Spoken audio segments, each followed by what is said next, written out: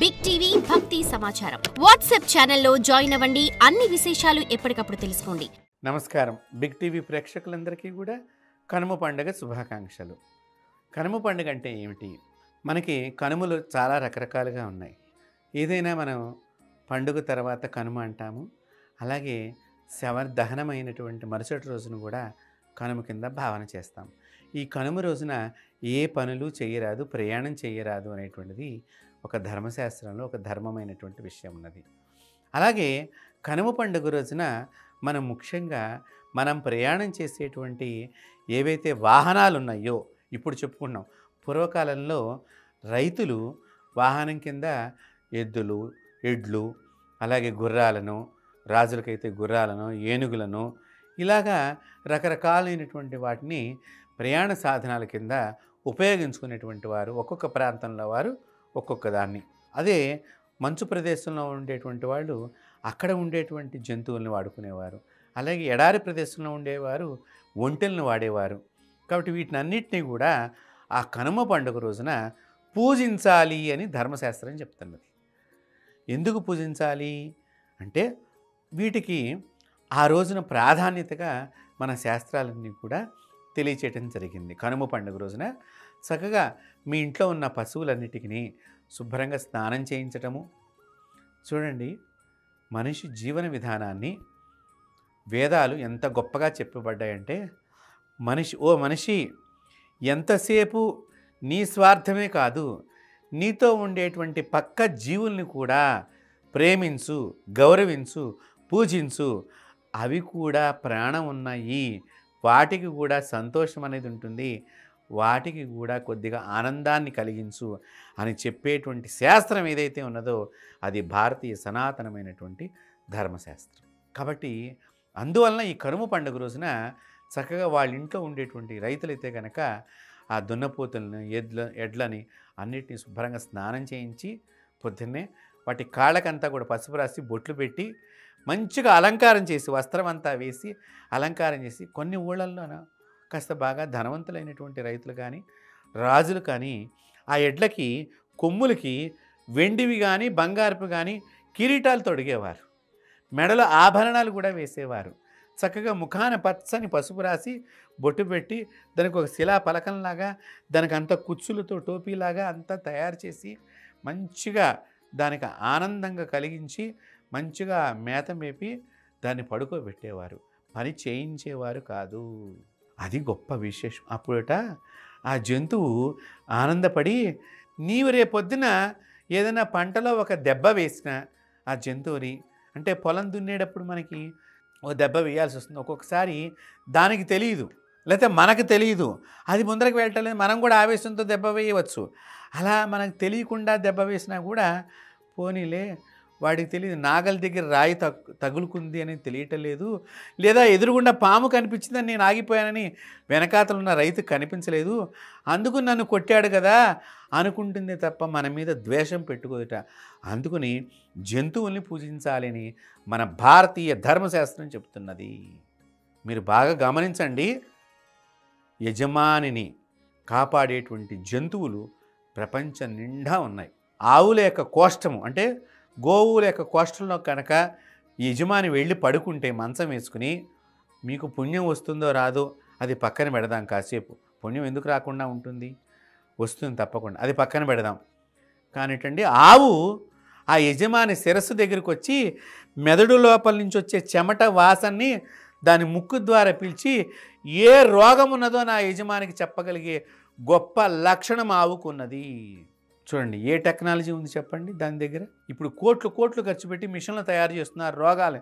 ఇదివరకు ఇలా నాడి పట్టుకుంటే డాక్టర్లు చెప్పగలిగేవాళ్ళు, పెద్ద పెద్ద స్కానింగ్ మిషన్లు వచ్చినా కూడా రోగాన్ని చెప్పలేకపోతున్నారు. ఆ మిషన్ని కోట్ల పెట్టుకుంటున్నారు, కోట్ల పెట్టి ఖర్చు పెడుతున్నారంటే నేను వైద్యులను విమర్శించట్లా. మిషన్ మీద కొంచెమే ఆధారపడాలి, మన బుర్ర నిండా మనం ఆధారపడాలి. మన బుర్రలో భగవంతుడు అనేక రకాలైనటువంటి టెక్నాలజీ, మిషన్ ఎవరు కనిపెట్టారండి? మనిషే కదా. అంటే మనిషి బుర్ర ఎంత గొప్పదో ఆలోచన చేయండి. భగవంతుడు నీకు ఇంత గొప్ప టెక్నాలజీ కలిగినటువంటి ఈ శిరస్సుని, అందుకనే ఇది శరీరంలో పై భాగంలో ఉంటుంది, అగ్రతో శివరూపాయ, అందుకనే శిరస్సును చూసి మనం నమస్కారం చేస్తాం, కాళ్ళని చూసి దండం పెడతాం మొట్టమొదటిగా. కాబట్టి అలాంటి శక్తి గోవులకు కూడా ఉన్నది. శిరస్సులోంచి వచ్చే చెమట వాసనని, ఆ ఇంటి యజమాని యొక్క వాసనని, చెమట వాసన బట్టి వీడికి ఈ జబ్బు వస్తుంది అని చెప్పిటండి. మరుసటి రోజు నుంచి అది పాలు ఆ రోగం తగ్గిపోవాలనుకుంటూ పాలిస్తుందిటండి. నా భారతీయ గోమాత ఎంత గొప్పదో ఆలోచన చేయండి. కాబట్టి అలాంటి శక్తి కలిగినవి జీవులు, పాము నుంచి రక్షించేటువంటివి. కోళ్ళు పాములను పట్టుకుంటాయి, తొందరగా పోరాడతాయి, కుక్కలు పోరాడతాయి. అందుకని ఆ కనుమ పండుగ రోజున ప్రతి ఇంటి యజమాని ఏ జంతువులను అయితే పోషిస్తున్నాడో ఆ జంతువులన్నిటికీ కూడా మంచిగా ఆహారం పెట్టి, ఇష్టమైన ఆహారం పెట్టి, చక్కగా వాటిని మంచిగా స్నానం చేయించి పూజించాలి అని ధర్మశాస్త్రం. తద్వారా నీ ఇల్లు శుభప్రదంగా ఉంటుంది. చూడండి, మన భారతీయ సనాతన ధర్మం ఎంత గొప్పదో ఆలోచన చేయండి. అలాగే మరి ఇప్పుడు ఏమండి మా ఇంట్లో జంతువులు లేవు, ఇది చెప్పంగానే ముందర మనకంటే మా ఇంట్లో లేవుగా మేము చేయక్కర్లేదు. అదే పొరపాటు. జంతువుకే కాదు మనసు ఉండేది, మీరు నడిపే వాహనానికి కూడా మనసు ఉంటుంది. ఎలా మనసు ఉంటుంది వాహనానికి నడిపేది? మీరు కారు ఉంటే కారుకు పూజ చేయాలి. ఆ రోజు కారును బయటకు ఎక్కడికి తీసుకెళ్ళకూడదు. స్కూటర్ ఉన్నా, బస్సు ఉన్నా, లారీ ఉన్నా వాటన్నిటిని తిప్పకూడదు.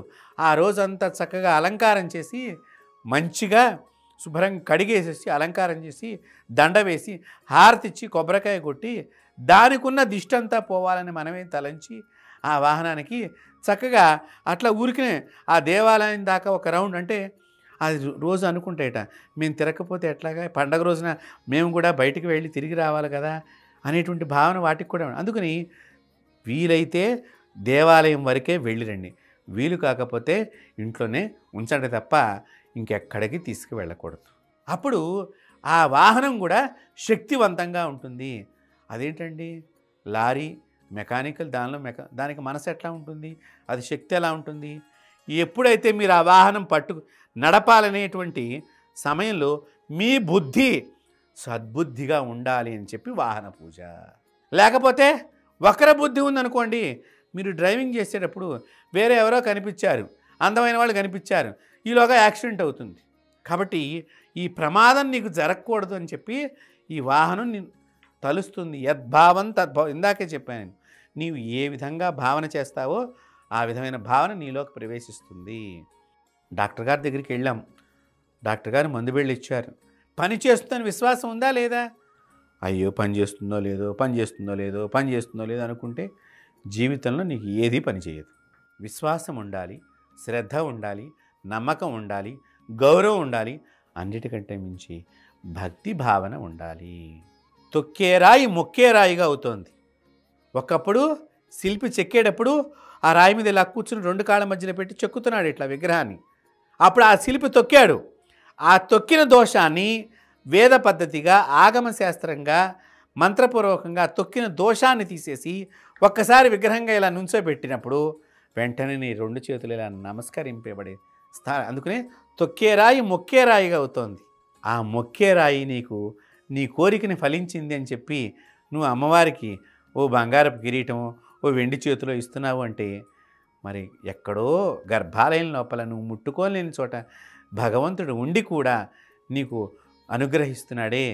నీ పక్కన తిరిగేటువంటి వాహనం, నీతో పాటు తిరిగే వాహనం, దానిలో నువ్వు కూర్చుని ప్రయాణించే వాహనం నీ మంచి కోరదా? కాబట్టి వేదం ఏమి చెప్పింది అంటే ఆ ఒక్కరోజు దానికి గ్రీజ్ అంతా పట్టించాలి, క్లీన్ చెయ్యాలి, అన్నీ చేసి శుభ్రంగా ఉందో లేదో అని ఆ ఒక్కరోజు దానికి రెస్ట్ ఇస్తే, ఆ రెస్ట్ అంటే ఏంటనుకున్నారు? మనం దానికి ఉపవాసం చేస్తున్నాము. ఏకాదశికి మనం ఉపవాసం ఉంటాం. అంటే ఉపవాసం అంటే ఏంటి? పొట్టని ఖాళీగా ఉంచండి, 24 గంటలు అన్నీ దాని లోపల పడేయమాకండి. తిరిగి దానికి తిరగలేక మిషన్ అరిగిపోయి చివరికి మందులు మింగాల్సి వస్తుంది. వారానికి ఒకసారి ఉపవాసం.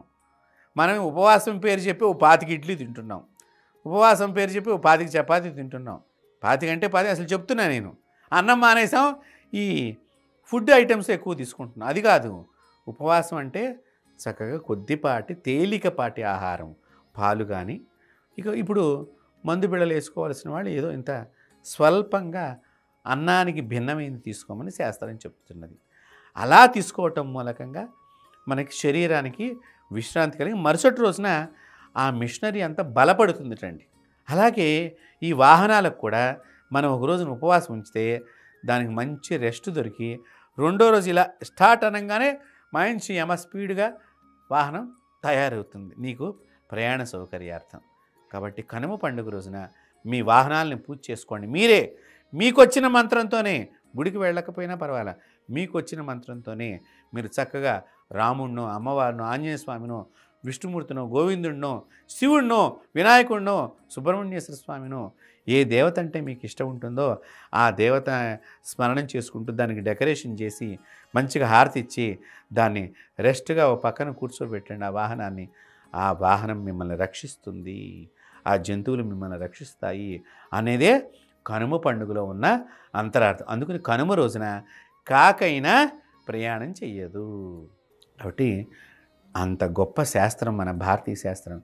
కాబట్టి కనుమ పండుగ రోజున మీ ఇంట్లో ఉండేటువంటి వాహనాలని, మీ ఇంట్లో ఉండేటువంటి పవిత్రమైనటువంటి మిమ్మల్ని కాపాడి మమ్మల్ని కాపాడేటువంటి ప్రపంచాన్ని కాపాడేటువంటి గోమాతల్ని, ఎద్దుల్ని, ఎడ్లని అన్నిటిని కూడా మనం పూజించి వాటి ఆశీర్వచనాన్ని పొంది శుభప్రదమైన జీవితాన్ని పొందుదాం.